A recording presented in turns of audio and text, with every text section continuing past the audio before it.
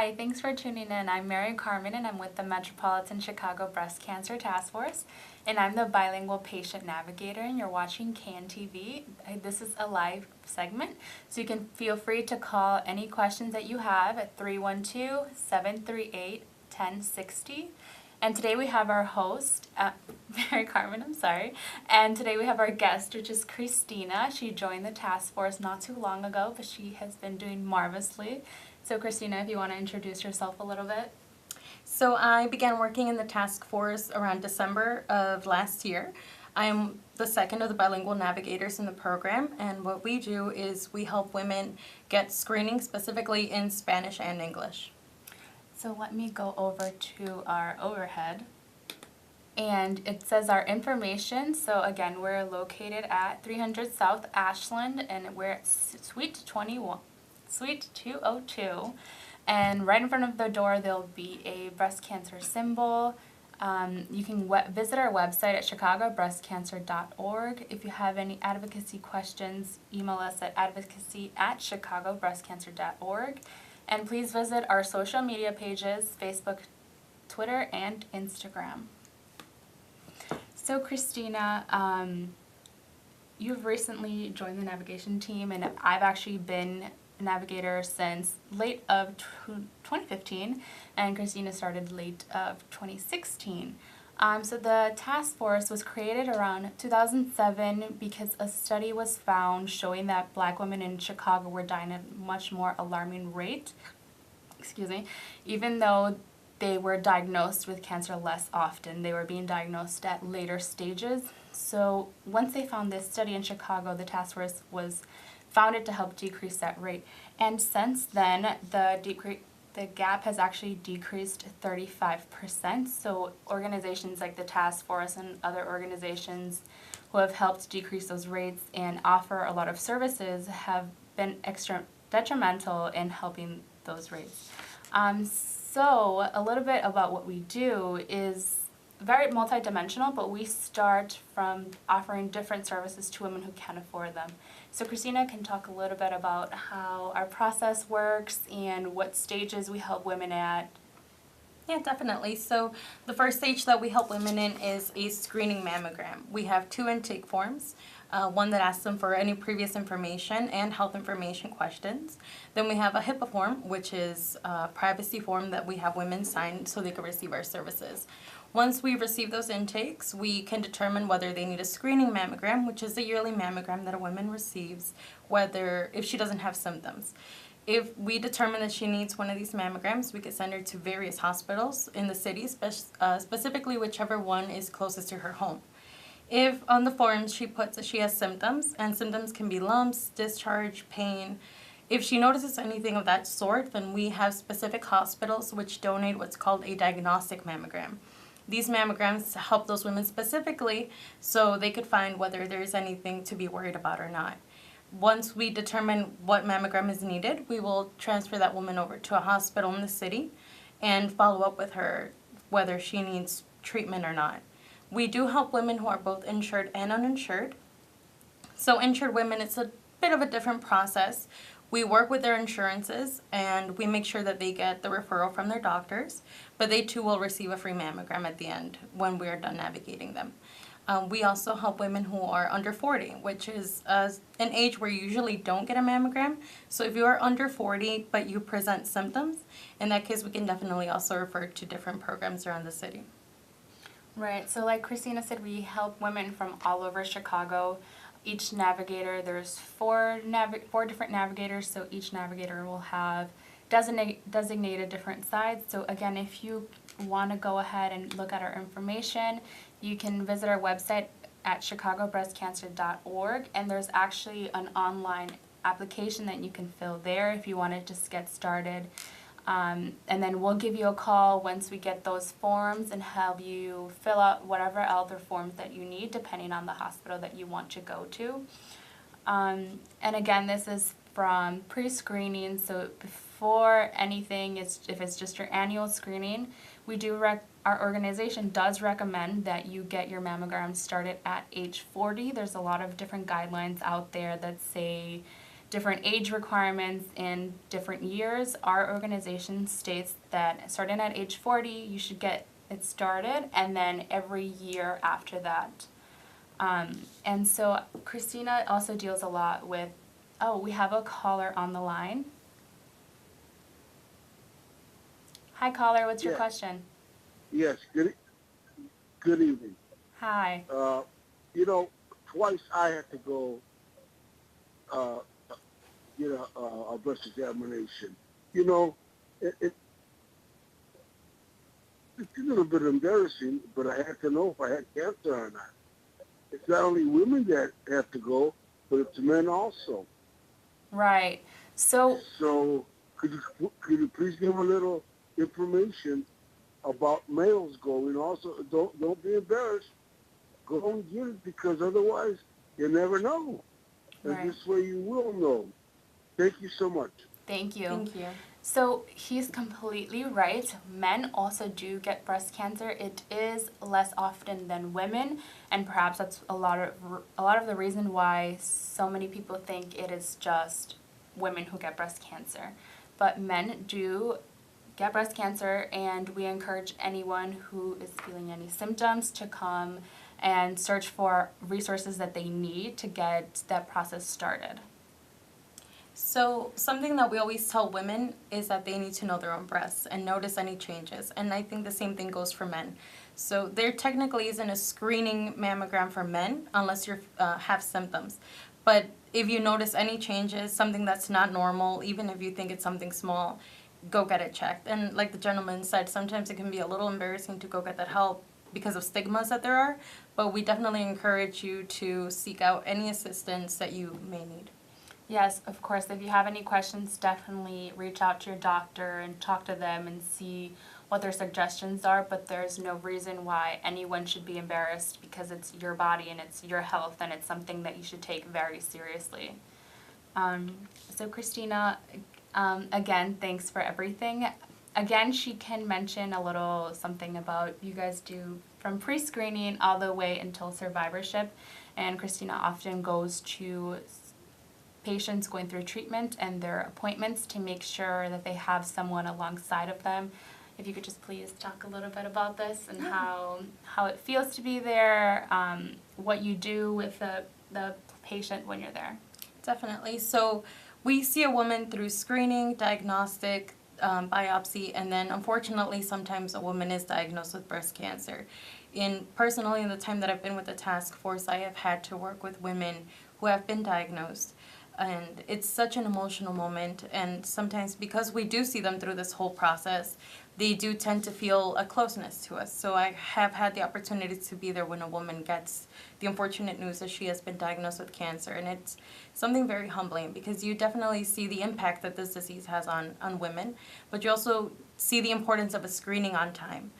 Because these women are getting that screening, because they're speaking up about the symptoms they have, these cancers are being found at a much earlier stage. It does tend to be a very private moment, but it really brings awareness personally of the importance of the work that we do at the task force. Because every single woman that I've worked with who has been diagnosed is uninsured, and had it not been through our organization and through other programs, they would not have found out that they have breast cancer until possibly would have been too late. So it definitely shows me the importance of the work that we do, specifically in our case with women who speak Spanish, simply because language can be such a big barrier for these women.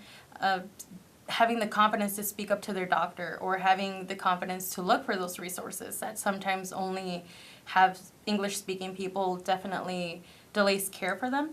So throughout my experiences here, I've noticed how important it is that there are bilingual navigators, or just somebody there who speaks a person's language. And so we do concentrate mainly on Spanish and English, but we do have an array of other languages that we could communicate to people with, because a screening does have a huge impact, especially, like I mentioned, on these women that I've worked with personally who have been diagnosed. It's just completely changed their lives, the fact that they were able to receive services in their language.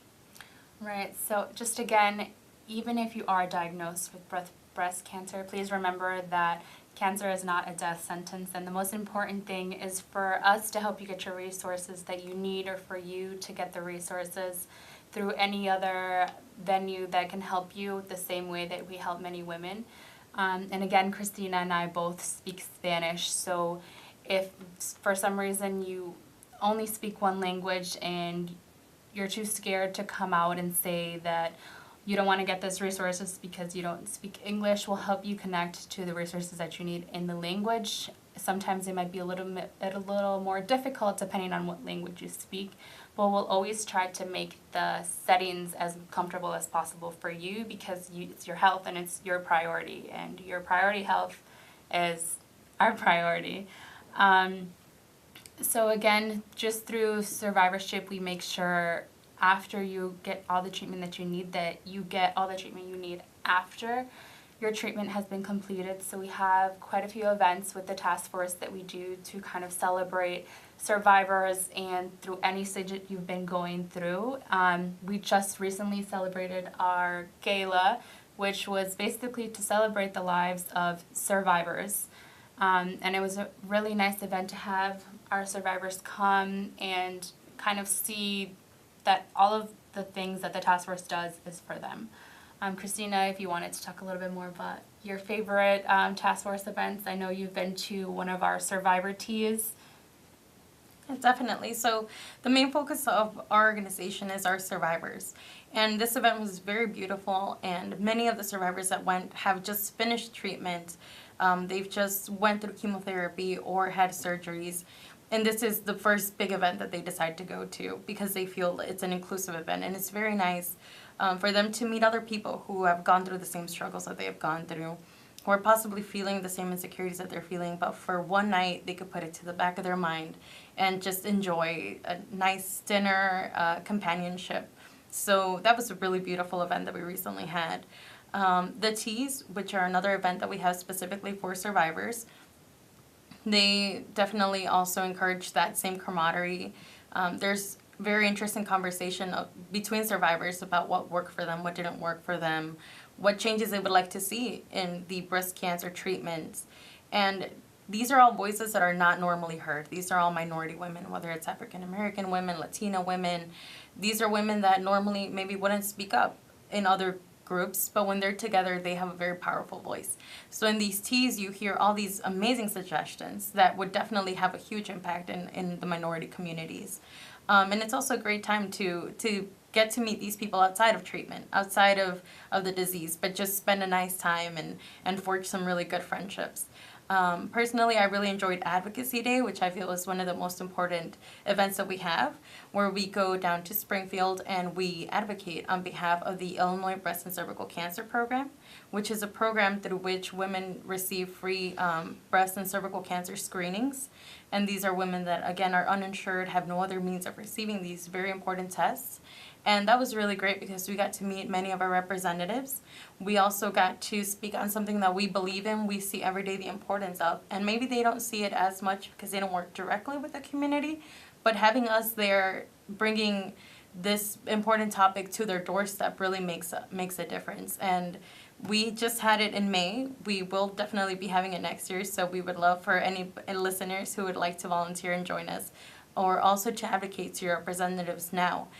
Because there are bills being passed that are trying to diminish the funding for this very important program that we feel you need to advocate on behalf of, not just us, but everybody else who's listening as well.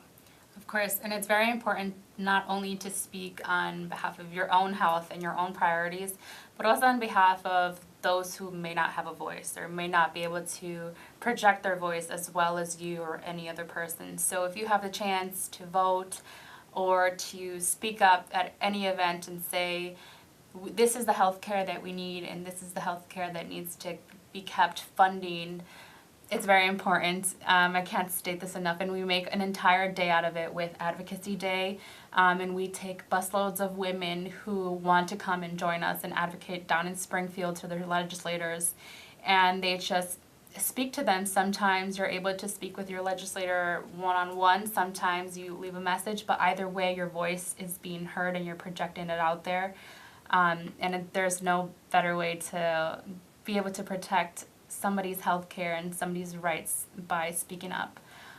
So another thing that we kind of have is an annual Beyond October. So every year, and the advocacy is also every year.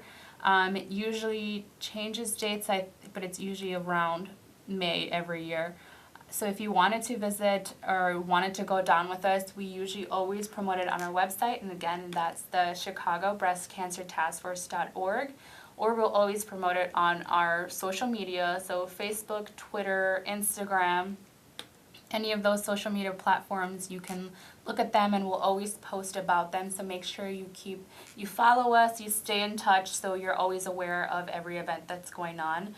So now that our Beyond October is one of our other annual programs, and this we do it always in November. So a lot of organizations will offer free mammograms for everyone for Breast Cancer Awareness Month, which is October. But the point of Beyond October is to make sure that women know that they have resources beyond the month of October. And that's why the focus of our community health program and helping women get all these resources is that not just in October that they can get all these resources, that they have somewhere to turn to every month of the year. So this event, we took place last November, and we had a lot of different organizations come and events for the community, and we have it every year. And again, it'll be this year in November. If you wanted more information about that, Christina wasn't able to come on board yet for that time, but she'll be able to have a really good time this year, hopefully.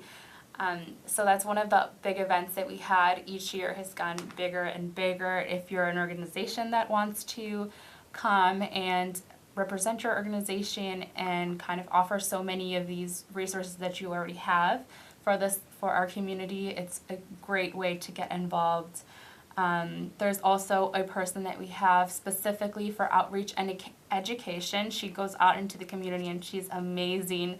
She just has an amazing amount of energy to give off any resources that you need. She'll talk to you about any questions that you have. If you want somebody to come and give a breast health presentation or want somebody to attend your events on behalf of the task force, you can again visit our website, give us a call.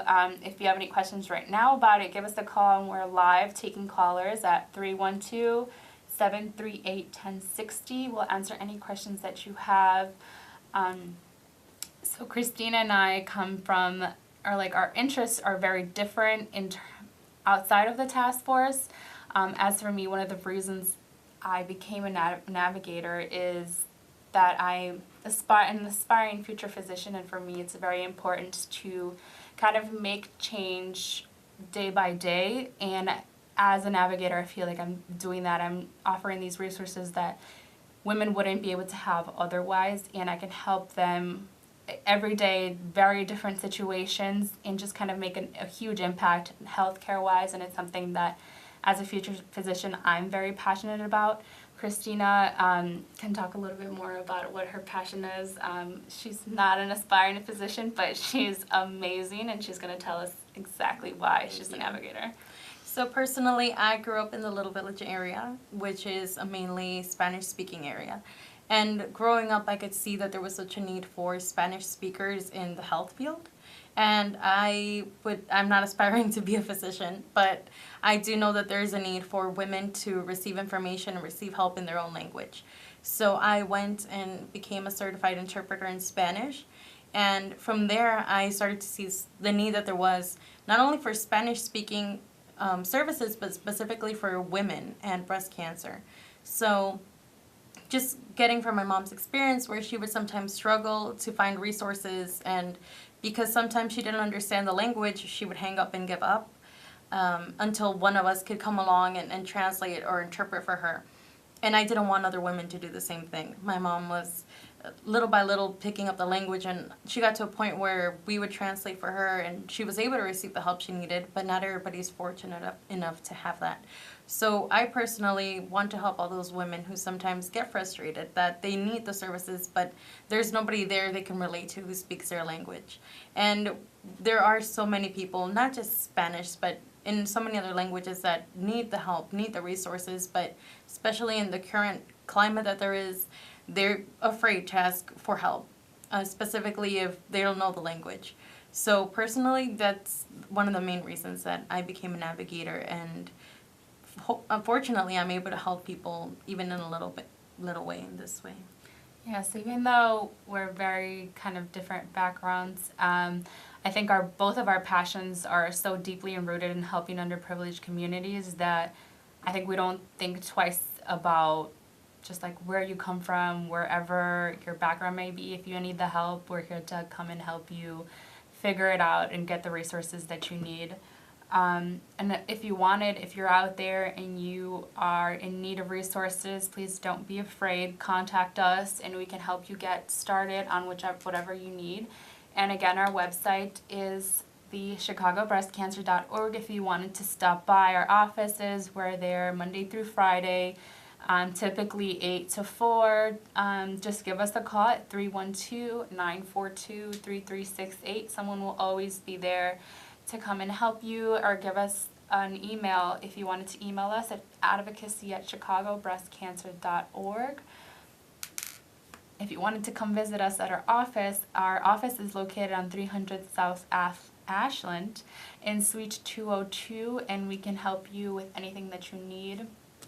For women in our outside of Cook County, we help you find the resources closest to you in whichever county you are.